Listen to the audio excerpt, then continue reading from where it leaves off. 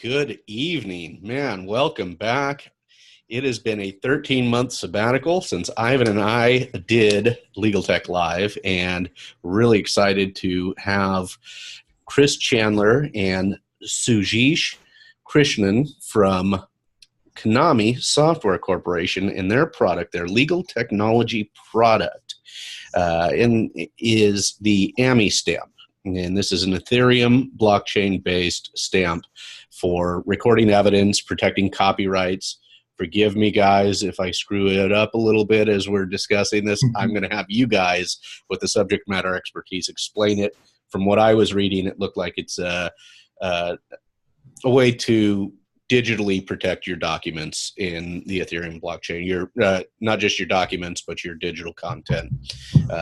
And so I think what we have here, let me just do a little bit of house cleaning here. Ivan, we're back. You met Sujeesh, so I think, right? In inviting him. Yeah, let's go way back. So we got to remind everybody who we are. So my yeah, name's Ivan Rakelin, and I don't know. Let's see, recovering lawyer, two recovering lawyers hosting a podcast that have a background in a very eclectic background of activities that it's too long to list. Yeah, I guess I should. Nick Rishwain, you're Ivan Rakelin. We've got Chris Chandler and Sujeesh Krishnan. Yeah, we've had. Sorry, guys, it's going to be a little bit of getting together here because it's been 13 months. But Ivan, tell us how you met Sujeesh and how and how you guys put us in touch for the podcast. Yeah, so I've been, you know me, and I'm an entrepreneur. I like to meet people in different ways. So as I'm, some of you may be aware, I'm running a U.S. Senate campaign in a very non-traditional manner. So I thought that, you want to overlay interacting with people with content creation amplified through social media and then digital ads. What better way to connect with people, whether it's politically or through deal flow, just expanding your network in a more substantive way without having to spend a lot of time on scheduling meetings, than to drive a Tesla Model X and pick up your passengers in an Uber or Lyft. Okay. So that's how we did it. So that's how you guys met. Okay. So I got this email of, I don't know, maybe 3 or 4 weeks ago saying, Nick, we should get this group on to Legal Tech Live. And sure enough, Ivan and I had been talking about bringing the show back and ramping it up and even going over to audio as well. We're still just audio video right now, but we are thinking about uploading it as a podcast, and that's where we're at. So, Chris, Sujeesh, tell us about Kinnami Software Corporation and about the AmiStamp. Yeah. So how did you guys get together to start this business? I guess let's start there. Yeah, so first of all, Nick and Ivan, appreciate your having us on your podcast. We're excited and honored to be your first one after your 13-month hiatus. So thank you for that. And just to echo Ivan's story, it's always funny where and how you meet people. And so I literally was going on an Uber ride maybe a week after I started at Kinnami. To go pick up my business cards from a stable. Right, I remember that. and there was Ivan in his Tesla picking me up, and I felt like this is kind of nice for an Uber ride, I'm riding a Tesla. But as we got talking, it was just interesting, and there's a little bit more to it than just yeah. So I love it. I mean, I love meeting people this way. You never know where and how you meet people and where you make the connection. So that's right. We're excited and glad to be here. So a little bit about your background as the CEO. Yeah. So I with Kinnami. It's a month now since I started with Kinnami. I am a serial entrepreneur. I was running a supply chain data management analytics software business prior to this, which I've been doing for the past 7 years, and had been sort of looking for a new challenge. And that's when I ran across Chris and Kinnami. I had been interested in blockchain because of the obvious applications from a supply chain perspective. And the things that Chris were doing sounded really interesting, both from the stamping perspective and securing records and documents, but also the broader vision that Chris has around the company and the technology. And so to me, it was really a really exciting opportunity to come join. Chris is a fantastic technologist, and I think together we have this really good opportunity of taking a product to market. So that's my background. That's great. Yes. And Chris, you're the chairman and chief technology officer, correct? Yes, that's right. And tell us about your background. Well, so I am a long-term IT software guy. I spent many years at in enterprise IT software development and did lots of jobs, starting as sort of a programmer at the bottom and gradually moving up. And the company eventually went through its final series of mergers and so on. And I decided at that point, after a year of looking at that it was time to do something different, change the job around a bit. And so a friend of mine and myself decided that we need to investigate how better to deal with digital information and to protect it and secure it. Because we could see, this was back in the sort of late 2000s, we could see that information was starting to explode in terms of why it was important. We were sharing it more, there was more of it, and then it was being reused. Data mining was starting to become important and things like that. Right. So we spent a lot of time sort of thinking about this stuff and doing some research.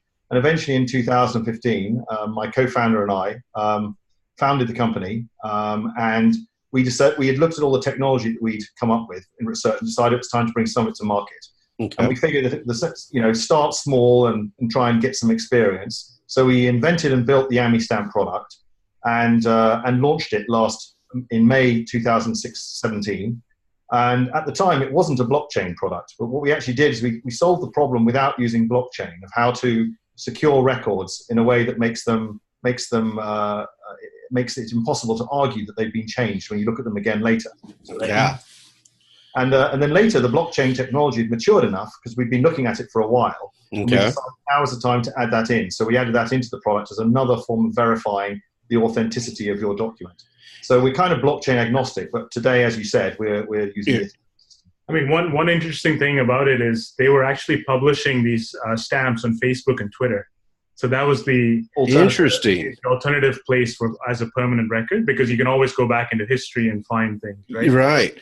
So you're saying, so when I looked at your Twitter feed today, and a few hours before we started, I saw, I think it's the blockchain key. Is that called the key? Am I? Or master stamp. We call that the master stamp. Master stamp, the code, right? Yes. And that code is what we also publish in the blockchain, and we publish it on our Facebook page, and it's also published at the bottom of our webpage. And the idea is to make that particular piece of information very publicly available on lots of different machines, so that there can be no debate about what its actual value was on any particular day.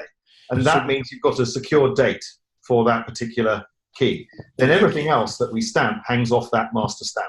Gotcha. Okay.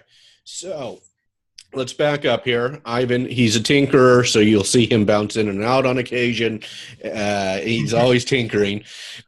So let's back up. Some of this is, you've seen it's the explosion of content, right? Is what you said. Now we got to find a way to track what is valid and when it was made. Yeah. What is the numbers? It's something ridiculous. Like over a year, we produce more content than was produced in the 30 years prior, or something like that. There's some ridiculous number. So I'm a content creator. We're creating LegalTechLIVE right now. Once we upload it on YouTube, what do I want to do with that if I want to put an AmiStamp on it? Well, essentially, today, the easiest way to do it is if you have a copy of that podcast on your local computer, on your laptop, right, you can just run it through our software that will, and then it then gets added. The stamp for that particular for this particular podcast will be created, and it's a very small piece of information. It's about 32 characters long, so a very small digital fingerprint, if you like, of the video. Okay. And that then gets merged with all the other stamps that we've collected from all of our other users of the system. And then finally, about over the next 9 hours, it runs regularly about every 9 hours, we create a new master stamp, which will then get published on our website and in the blockchain and on Facebook and on Twitter. once you have that, once your stamp has been included in the latest master stamp, you can then prove then that this particular podcast video does indeed match your stamp.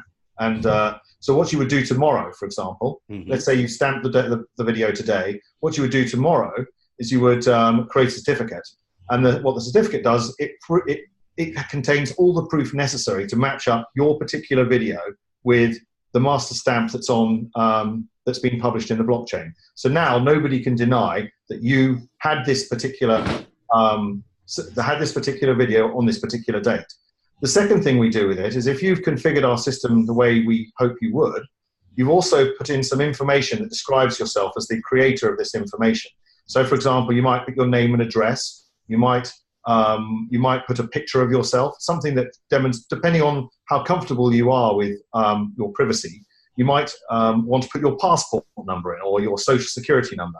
And we store some of your information very privately in encrypted form so that it can be used to really provide a very strong reference to you. And essentially what happens is this information that describes you, we call our credentials, and it is associated with every single stamp you make. So now, with the certificate that you have a day later will show that not only did you have this stamp on this particular date, but also you were the person associated with creating it. Now, if nobody can show that they had this file earlier than you can, you must be the owner of and the creator of the document, right? Gotcha. So it's kind of a way of demonstrating by that you own the document, and so now you can show that you were the creator of it, without necessarily filing any documents or anything like that. Okay, so I've got several other questions from the whole evidence perspective, the whole who are your but I want to let Ivan jump in here. No, I want you to continue. Yeah, go ahead, Nick. Yeah. Okay. So, my daily work is with expert witnesses, and so I see this as a forensics, computer forensics issue, and I'm wondering. Well, first off, are artists and creators, is that one of your markets? Let's start there. Is that one of your main markets? Yeah, absolutely. So we're looking at content creators as a key market, right? And that can span everything from individual users, right? So people like photographers, artists, architects, etc., right? Anybody that has creative things that they own as their sort of idea or IP that they want to protect. Then there are enterprise users, right? So, think about businesses that are generating ideas on a day-to-day basis. Stamping is an interesting way for businesses to protect their ideas at the early stages, right? So you may not necessarily want to go through an expensive, patent process or expensive trademark process for every single thing that you generate. But this establishes ownership right on day one. And, say in 6 months, you decide to go and file the paperwork. You have the evidence, all the way from day one as to when this idea was created and all of that. So we're looking at both enterprise applications as well as, regular individuals that might be able to use the application. Okay, very cool. And I have somebody, a lawyer who's a copyright lawyer, copyright and trademark lawyer who's got a huge creative community on Facebook that I think we should put you guys in touch with, at least somebody to. What's the name? Name drop him. Come on, Nick. Yeah, Joey Vitale. And he's Indie Law. Indie Law is the name of his law firm, and he's fantastic young guy who's just built a beautiful creative community on Facebook. Oh, great, yeah. That's actually interesting because we're actually about to launch a campaign, sort of an invitation-based for creative folks to be able to use the platform for free for a set amount of time, so they get used to how the platform works and how it applies. So that might be a great community for us to go out. Could be a really good community to at least get the name out there and maybe offer some sort of service for a short amount of time so that they could see the value. I'm not saying you have to do that. I'm just saying that it might be a good idea. That's already part of our plan. Yes. Okay. We're going to do that anyway, so I think this fits in quite well. Excellent. So one other question before we get into, pricing and business model adoption, things like that, is I'm seeing this from the computer forensics perspective. I'm also seeing it from like your crime scene reconstruction perspective. So and using it in the evidence. Indisputable evidence is one of the things that you Yeah. guys say on your website. How do you see this? So if I'm the crime scene technician who's responsible for video, for recording, what do you think is there a benefit for them stamping that in the chain of custody for forensic purposes? Is this something you've looked at? Am I shooting outside of the target right now? You're actually close to another key area that we think is interesting, which is the idea of embedding this technology in devices, anything that measures or captures information. And what you're describing is a particular set of devices that are used in a particular industry sector or government sector in this case. And what you want, when you think about it, is you want to capture not just the information, but you want to be certain that that information never gets tampered from the time it's being captured to the time it's going to be used in court case or whatever it might be. Right. And so we think you're absolutely right about this. This is the opportunity here is that you could imagine that, for example, the camera that now some policemen are wearing has, which takes still images and take videos, stamp the videos and stamp the still images immediately. Now, no one can deny that this particular image was indeed taken at that date on that time. And now all that debate that we sometimes see in the news about this stuff is this real or not, disappears. And so I think it makes, just simplifies the job of everybody who needs to use this information massively, because they don't have to worry about its authenticity. And so my question would be then, I see oftentimes, I think it's even on Amazon's Ring or something, that they have their internal timestamp. You must add some security on top of the device or on top of the date that it was uploaded. You must have there must be some additional protection that AmiStamp provides as a reason that I would want that in this case. Is that right? Is there a problem with the internal timestamps on devices? So it's not so much the timestamp, it's the association of the timestamp with this particular information. Okay. We can trust the timestamp itself, that when Amazon says the time is, what is the time? 6:25 p.m. or whatever it might be right now. We can believe them. But what the evidence needs is not just the time, but it needs to be that this evidence is incontrovertibly associated with that time. And then what AmiStamp does, it takes time and it joins it to the data, the picture or the video or whatever, in such a way that it's impossible to fake the two being combined. Yeah, so one example is, you might have a dash cam video, for example, right? That, shows the Amazon timestamp of 6 p.m. Right. But somebody takes that video and splices it up to take away anything that is bad evidence, right? Right. And then puts it back together. So it's PM, but the video is now different than what actually happened. Okay. And that's where AmiStamp comes in, right? Because it creates that joint association between, what actually happened, the image or the video with the time. If anything in that changes, that that record is going to look different on and so that's a way to sort of provide that incontrovertible evidence, right? That something hasn't been changed. Right. So one example, I think one example of a use case for this that I didn't even think about before is, how there are a lot of bot accounts coming up on social media, on Twitter, just false accounts, and they're creating memes that may look like it's a legitimate piece of content. Yeah. If at the source of the content you're stamping them, you can determine whether or not if that was an originally, recorded source. Yeah. File. And if it was at least know where it came from. Overlay, then it won't match with the original. Correct. If someone edits it, you only have, a video file might be megabytes long, or gigabytes long, but you only have to change one little bit, one tiny portion, one bit of that thing to generate a different stamp value. So if there's anything has changed, the stamp match fails, and now we know we're not looking at exactly the same image as before. Gotcha. So there was a word for this. There is a word for the exemplar. This would be the exemplar. This stamp number is the gold standard of this file. Yeah, exactly. So now, and if you put that into the device that's actually being used rather than later on, You reduce the chance of human error, adding the stamp later on, or malicious use, maybe some bad actor changing it for some way. So in other words, if you have a device that is now being blessed and also generates the stamp, you have a lot higher confidence in what it's generating. So Ivan, did you have something before I jump into this next one here? So one of the issues that we're seeing that is early days but scary, right, is the deep fake videos. Yeah. Mm-hmm.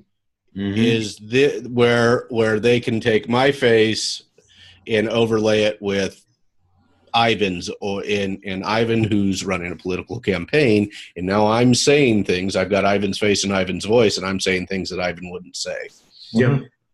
Is this something that would then be able to help establish that is not the real video? Ivan did not say that. Are you familiar with the deepfake videos that I'm speaking of? I've heard of the concept, but not this particular one. I mean, certainly it's true that video editing allows you to do all kinds of things. You can change the pitch. You can make a man sound like a woman. You can change. Basically, nothing is real anymore on recorded media, unless you can establish its authenticity and its provenance. Right. So the answer to that is, what we would recommend Ivan did is that any video he created, which is a legitimate, say, part of his campaign or whatever, he also publishes the stamp. Then anybody can verify it. Now, if Ivan then tells people in his video at the end, to ensure the authenticity of this video, please enter the code next to this web link that verifies this video is a genuine Ivan Raitkin video. Now, the people watching that video can tell that actually this is Ivan's video, not someone else's. Gotcha. What we would need to do is this is the hard part, is to train viewers to discount or ignore videos that do not have that stamp. Because what we're trying, otherwise we'd be trying to prove a negative, which is very difficult. Very difficult, yeah. And look, this is not my, would not be my normal line of questioning on this. Only I had recently come off participating in a campaign for U.S. Senate. Yeah. I don't know why I had to do that, but I did. So let's get into more of the business side. And actually just one other thing on this. Sure. So this problem around deep fakes is also a big current issue in YouTube, right? So there are all these YouTube video bloggers that are reviewing products and doing all kinds of things. One of the big challenges that they're facing today is that people are reusing their videos but changing the content slightly, right? So where they might have been talking about a product as not so good for you, people have changed the content to say, this famous blogger has actually said this product's really good for you, right? And so a number of these bloggers have huge teams of people whose only job is to go out and find videos and get them to take it down, right? And that is a very costly. Yeah. Yes, it is. Absolutely. And it's cost them money, and it's lost revenue, and then they have to usually hire a lawyer to file a takedown notice. Yeah.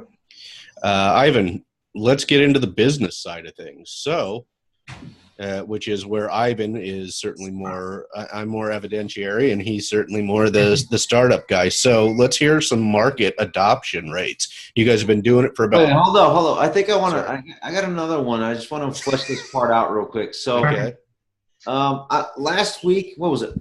A little over a week ago, there were the hearings, the social media hearings that occurred on the Hill. There was a Senate Select Committee on Intelligence. Then there was also, and that was regarding any sort of foreign influence in social media.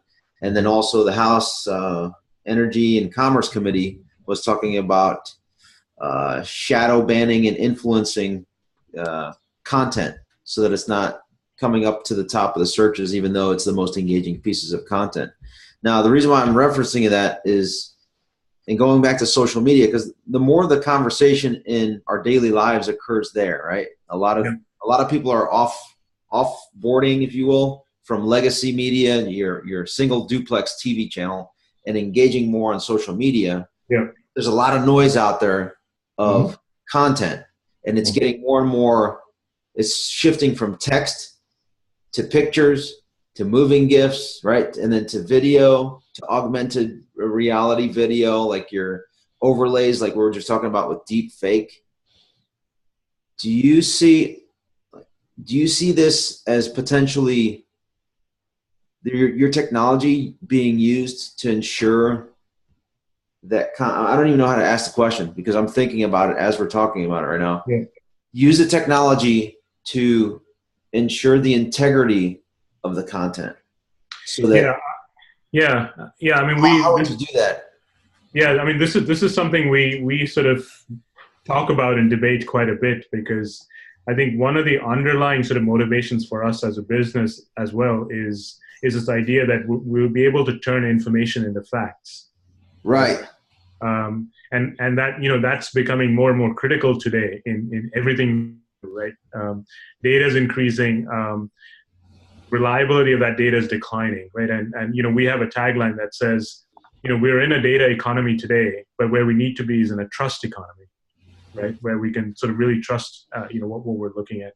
And so I think we have a role to play in that. AmiStamp and our technology is a key part of it, but I think it requires sort of a broader set of actors to come to play, right? So, as Chris mentioned earlier, one aspect is providers stamping their information, but it also requires users to then be able to recognize that stamp and discredit any sort of information that isn't stamped or doesn't seem like it's coming from the original source. So I think, in some ways, I think it's a combination of actors, right? So where we, I think, want to start is maybe with smaller communities, right?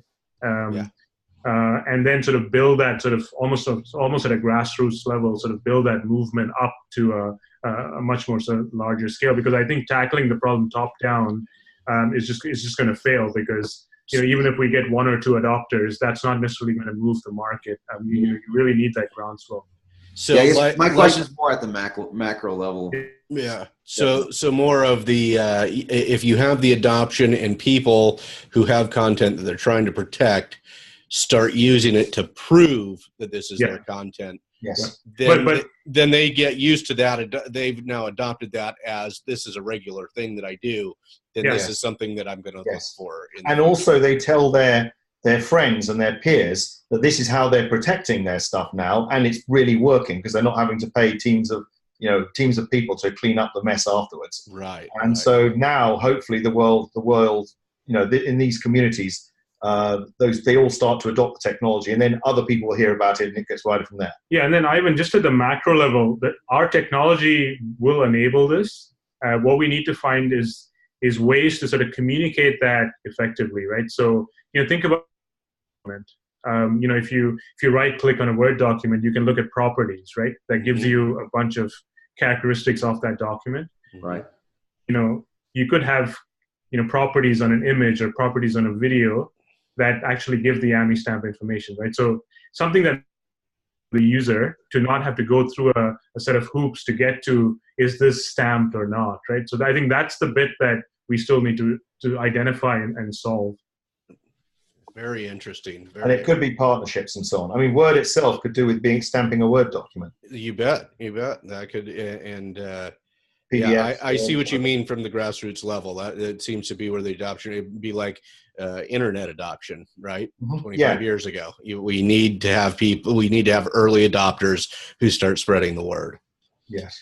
Yeah. So let's hear about the go-to-market here. You guys have been doing this for 3 years. The AmiStamp, though, is relatively new creation, is it? Yeah. You want to say something? Yeah, sure. So we launched AmiStamp last year. Okay. We were just talking about this grassroots challenge, right? So, the journey that we went through over the last 12 months typifies that situation. So we launched this as a retail product, right? Okay. That any consumer could sort of go to our website, download the product, and use to secure their digital assets. What we found as we sort of went through that journey is that from an average user perspective, this isn't compelling enough, right? So securing their data is not something that the average person thinks about on a day-to-day basis. So and there's no instant gratification, right? It's not like you get like Foursquare, you get to become king of the castle or whatever, right? So there isn't anything like that. So that made sort of that consumer adoption pretty slow. So we sort of learned through that process. We tried marketing to student populations, where research papers and things like that needed to be potentially could be stamped and things like that. But we didn't get much traction there. But as we went through that journey, where we started to get more interest and traction was more at the enterprise level, right? Okay. Where companies and organizations are dealing with this on a day-to-day basis, and there are real dollar consequences if they get this wrong. And so we've, as of this summer, we've sort of modified our approach a little bit. We're now targeting enterprises as sort of our first entry into the market. Yeah. But we haven't given up on the consumer side yet. Sure. I think in sort of the medium term, we want to go back and hit that consumer angle. But on the corporate side, there are some big places, right? Think about ID fraud, for example. Yeah. I think last year there was about 17 million customers in the U.S. that faced ID fraud issues, right?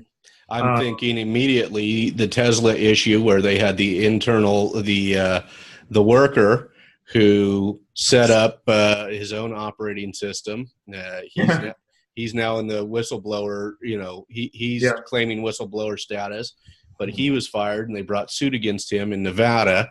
And I'm thinking, so he set up internal operating systems on 3 different computers in one of their manufacturing departments. In those 3 computers were supposed to make those 3 people look like they were those people at those terminals were the ones who were taking the information and then sending it out of the factory. And he did this all in his own operating system. I'm thinking enterprise makes a lot of sense because if you're creating intellectual property and trade secrets in a business as high tech as Tesla is, with the secrets that they have to keep, I'm thinking that that's a really good place for AmiStamp and similar technologies to be utilized. What is is it a subscription-based service? Is it enterprise level subscription-based service? Is it pay per stamp? How does that work? Yeah, so on the enterprise level, it is a subscription service. So companies will pay an annual fee based on expected usage volumes, right? What we also find is that for most companies, stamping is part of a broader solution that they're going to deploy. So deploying stamping as a very quick and easy product for them to launch, and then build sort of surrounding solutions around it. So one of the things blockchain enables is smart contracts, right? So the ability, for example, on payments, for example, right? So being able to execute a payment only after a job is delivered, for example, and you can set all of that up, using smart contracts on blockchain, and so we see stamping plus other features as what most enterprises would deploy, and so our pricing model essentially is a license fee for the stamping solution, and then other sort of consulting or software fees as the product map expands out. So you could do this as a SaaS product followed by consulting services as well. Yeah. And one of the core strengths we have now is we have a team of engineers that spent several years digging deep into blockchain, and so there's a core set of expertise that we have around blockchain technologies that would be valuable for companies. And certainly companies all over the place are trying to dig into blockchain, so they need that type of expertise. On that note, we've also found that there seems to be a notable change over the last 6 months, 9 months of how corporate and enterprises are far more interested in looking to see what they can do that's real with blockchain. They all watched it for a while and so on, but now they've all decided that this is something they can't ignore because there may be something really useful in it. Yeah. And I think just circling back to the legal space in particular. I see 2 reasons why lawyers are exploring blockchain, right? So the primary reason I think is they want to understand blockchains to advise their clients better, right? Mm-hmm. Most of their enterprise customers are asking about blockchain and what to do with it, right? Mm-hmm. And so they want to learn. The other part is obviously their own applications within the legal sector, right? So are there opportunities to streamline, make routine processes more efficient such that lawyers are spending their time more on the value-added activities, right? And I think in both of those cases, blockchain is a great solution, right, in terms of driving efficiency and all of that. But what we also see is, what we've released is a very simple product, right? I mean, the technology behind it is complex, but from sort of a basic implementation and understanding perspective, it's very simple. So what we think we've done is we've given lawyers a very easy threshold product, right, that they can implement and deploy very quickly, gets them into blockchain, and then gets them on the way to learning about future blockchain stuff while they are actually using an actual product, right? So we think we've given them sort of a quick roadmap into the market. And that's fantastic, because I've often said it, as much as I've read about blockchain, I have yet to demo a blockchain product, really demo it, and then use it where I get a better understanding of it. I get the distributed ledger, I get the, but I don't get my day-to-day use. And that's how I have to know it, kind of sort of the soup to nuts type of thing. I have to know, I have to be using it, and maybe I'll do it with this video when we're done, or the next blog post or something that I do for the company, and just test it out, because I need to see how it works to really fully understand it. Absolutely. And that's one reason why that we thought the simple starting product was a good idea. Give people something they can straightforward that they can understand. The idea that when you record something and then you look at it again, you can prove that it hasn't changed. People can understand that. It's a very straightforward idea. That's a very straightforward idea. It's useful. Anybody who's got to record records, marriage certificates, birth certificates, legal agreements, anything like that, you want to know that it's the authentic document, right? This is how you can show that. And so what is, do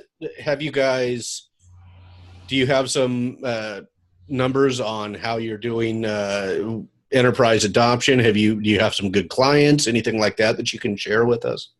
It's still a bit early for us. Okay. So we are in the process of marketing ourselves to businesses, right? So we have a few pilot projects that are sort of simmering. So my guess is in the next few weeks we're going to have 2 to 3 pilot projects that get underway. And it's spanning a variety of areas, right? Some of it is in healthcare, for example, where there's issues around data management in clinical trials, in research, et cetera, right? So there's a few different areas there. IP licensing in healthcare, for example, is sort of that intersection of legal and healthcare. So that's an important area where our technology could have a role. We also are also exploring some pilots with partners. So, Chris mentioned one of our strategies here is to try to build partnerships with the likes of Adobe or Microsoft Word or places like that, where this can be an easy plug-in into an existing software solution. We'll probably have a few of those pilots off the ground as well. So we're taking sort of that dual track of direct enterprise usage as well as the OEM channel through partners. Excellent. Ivan, any more of your financial questions?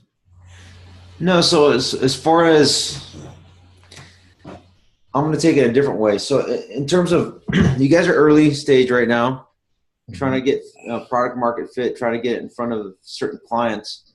You said Adobe. I mean, what other, where are your gaps right now that maybe we can make some connections to help fill those in terms of networks within the legal tech community that you think we can provide value on? Yeah, so one of the things that we, I guess, want to be really cautious about as we look at sectors like legal, for example, is we don't necessarily want to take a solution and then try to force a technology and try to force a set of solutions into it. And we really want to try to do it the right way, right? Really sort of work at understanding what the problem set is, and then sort of identify where AmiStamp or any of our associated technologies might play in. And so I think one of the things we're really interested in doing is actually just having conversations with lawyers and legal tech folk, right, to understand where within the ecosystem of needs, our sort of solution might fit. We have some ideas based on research we've done and things like that. But one of the things we are looking to do is really have those additional set of conversations to sort of flesh out the key sort of market needs, right? And I think that might be a place where you guys might be able to help connect us with relevant people, not from a sales pitch perspective, but more from sort of a market understanding perspective.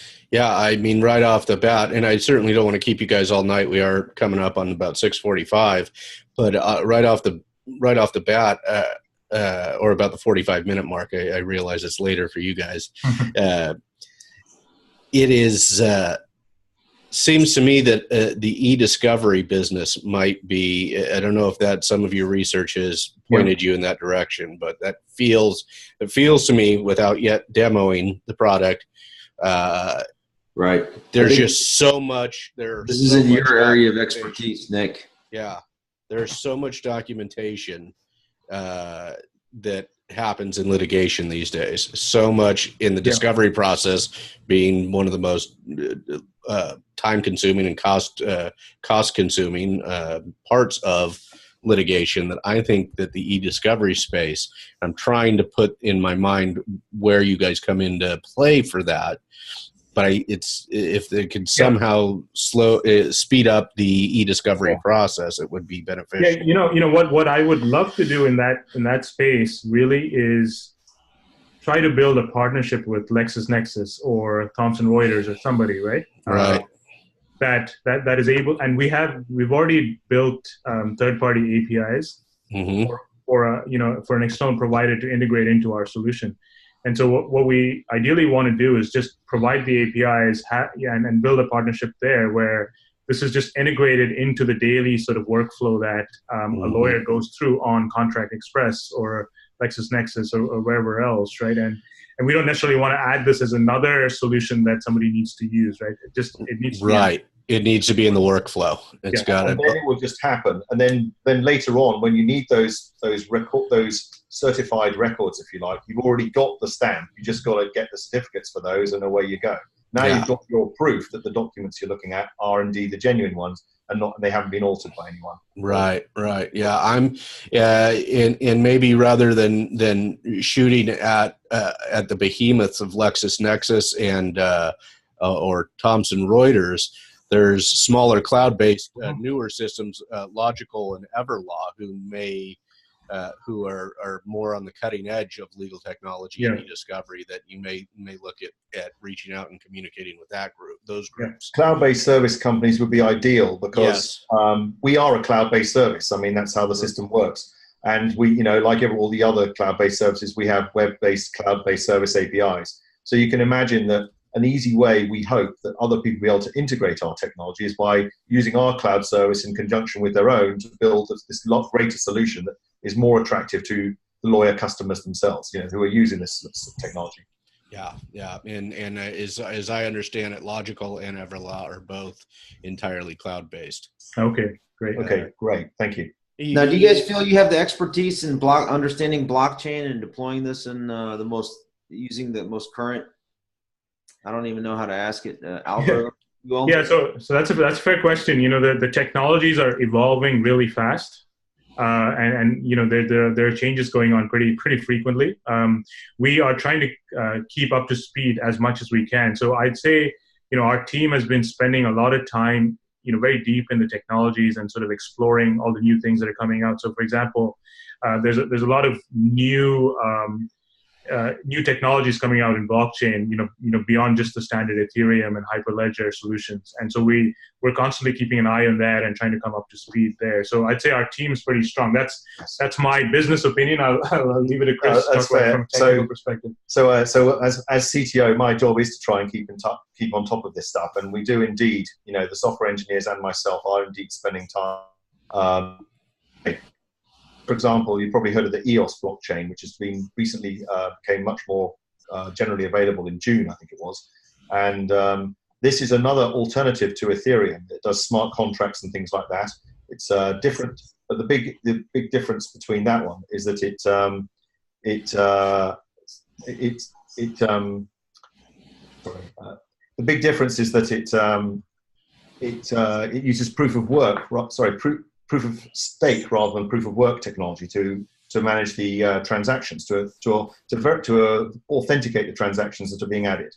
And the net result of that is that the throughput of transactions per second on EOS looks like, and it's early days yet, but it looks like being much, much faster. You know, that people are suggesting numbers of thousands per second rather than the tens per second.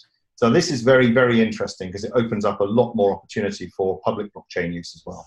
So yeah, I mean, we dig into Hyperledger, we dig into EOS, we dig into Ethereum. We're not really so interested in the cryptocurrencies as much. You know, we're more interested in the practical general purpose blockchain technology. That's good to hear. That's a nice. That's refreshing to hear because there's so much action happening in the crypto space right now that and that everybody wants to focus on the crypto space. And absolutely, yeah, it's interesting, but we're more interested in using the technology for other solutions. You know, for non-currency, non-financial based transactions. Okay. Yeah, and the last thing I'd say on that is, you know, we think blockchain is one of a set of technologies we will deploy, right? And so, blockchain is not the be-all, end-all of what we do. You know, we are also building solutions and technology on top of blockchain as well. So, what we're trying to do is find the best in class for the purpose that it's trying to solve.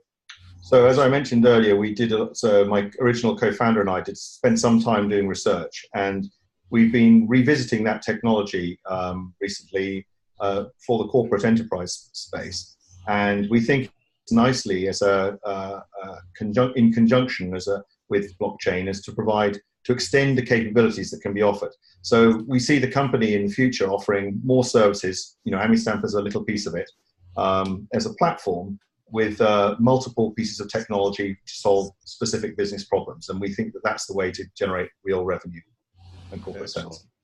Excellent. Well, gentlemen, I want to thank you. It's been about 50 minutes. Don't disappear after we stop recording. Hold up. I got before we finish up. I wasn't done. There's so much to talk about in this because we can go deep dive into it in a very technical manner. Yeah, it's a big subject. I mean, you guys want to add a few things, Chris, or yeah. So in terms of security and so on, the longer term vision for the company is more around so much more secure and reliable data for collaboration and access. So imagine a world where you have information in your company or your organization which is very, very confidential. It may well require collaboration for its use across multiple time zones, multiple regulatory authorities, multiple countries, and you and this small group of people spanning the world, because now every company is global pretty much, have to work together, and you have to be confident the information you're sharing is accurate, and also you need to be certain this information can't be read by people who shouldn't be able to read it. Now, we have some complementary technology to the blockchain system that we think is going to allow us to secure our pieces of it in a way that's distributed across large networks of computers, so that no one piece of information or any one machine, and that limits its value to as a hacking target, and also it actually by definition makes the information more secure, because only a little piece of the whole information might be on any one node, on any one computer. So we've got a vision around this idea of distributed, secure information collaboration, exchange, and access. And the blockchain is a very important piece because it provides that immutability element that we were searching around for in our research before the company started. And so we think that it's a very, very useful tool. We have high hopes for it. But we also think that it's just one piece of what will ultimately be the products and services that we offer. So the last question I got is, we didn't cover it, the financing. So what's your financing plan and scaling plan? Yeah, so we're funded by the traditional friends and family currently. Our plan this year, by the end of this year, is to raise a small bridge round of funding, so about 700 to 800K, which will be used primarily to sort of get us to market and get sort of our early customers up and running and all of that. Our goal is sometime in Q2 next year to raise a Series A round of funding. And what outlets are you looking at to do that? Sorry? I guess, what outlets are you thinking of using in order to do the raise? Yeah, that's a great question. So we are primarily trying to leverage anybody we know, our networks. If there are forums, angel forums, things like that we go pitch at. So we're looking at sort of multiple angles in terms of where we raise the amount from. Our existing investor base is also going to sort of help support some of our fundraise. So I think maybe 20 to 30% of our bridge round we will be able to sort of generate from our existing investor base, and then we'll need to fill the rest from other friendly investors. That's this year. Next year it'll be more traditional venture capital, and we've had one conversation with a venture capital firm with whom we have connections last December, as it happens, and they reviewed AmiStamp and said this is really interesting, and we'd love to know more and invest lots of money, especially once you've got customers. So so we're going to take them at their word. We're going to get some customers and we're going to go back and talk to them. I like that. But among others, I mean, so this year it's sort of informal, friendlier people, but with people who are willing to who are interested in taking a risk. Next year it will be more professional and formal. Excellent. So if you know any investors, this is a good time to take part in our in our zero. No. Very good, gentlemen. How do people find you? Social. Tell us all the places that they social, online. Where should they get in touch with you if they want? So we have a contact page on our website, of course. Anyone can send us a message, and we do read them. And we also have a Facebook link where you can make a post. We have a YouTube video that talks about the product. Hold on, Chris. Hold on. What is the website? Oh, sorry, the website. Absolutely. www.Kinnami. That's KINNAMI.com. www.kinnami.com. So sorry about that. No, I want to make sure that we got that in there for you. Thank you very much. I appreciate it. Thank you for making me pay attention. The other thing, of course, is Google is your friend. If you Google for Kinnami or AmiStamp, you should find us fairly quickly. You can find us through LinkedIn and the usual media, the usual source suspects. Yeah, I believe it was at Kinnami. Is it at Kinnami Software on Twitter? Yes. Yes, it is. Something like that. Yes. Yeah. Kinnami Software Core. Yeah, Kinnami Software Core. And the links to all of those are actually at the bottom of our website. So if in doubt, go and find them there. Yeah. You can also AngelList, Gust, or any of those. What's that, Ivan? Anything on AngelList or Gust? We are on AngelList.com. That's where we actually hired some of our software engineers. But so you can find us. You can find a page for us there. Not yet on Gust. Not on Gust. Okay. Excellent. So our guests tonight were Chris Chandler and Sujeesh Krishnan. Is it Krishnan or Krishnan? Krishnan. Yeah. You just say it. Yeah. I know I have to get it right. It's important to me. I don't have your multiple language skills, Ivan. So you got that right, Nick. You did a good job with it. Thank you. And thank you guys for being here. Don't disappear after the recording stops. Ivan, great to see you. Glad to be back. And it's good to see you again. It's been a while. It has been a while. It has. So again, thank you guys we enjoyed this, so appreciate your time. We did, and also as Sujeesh said earlier, thank you for letting us be the first people to reconnect with your audience. We really appreciate it. We really appreciate you guys being here. And today, our guests were from Kinnami Software Corporation at Kinnami.com. Thanks again, and stay tuned for our next episode of Legal Tech Live.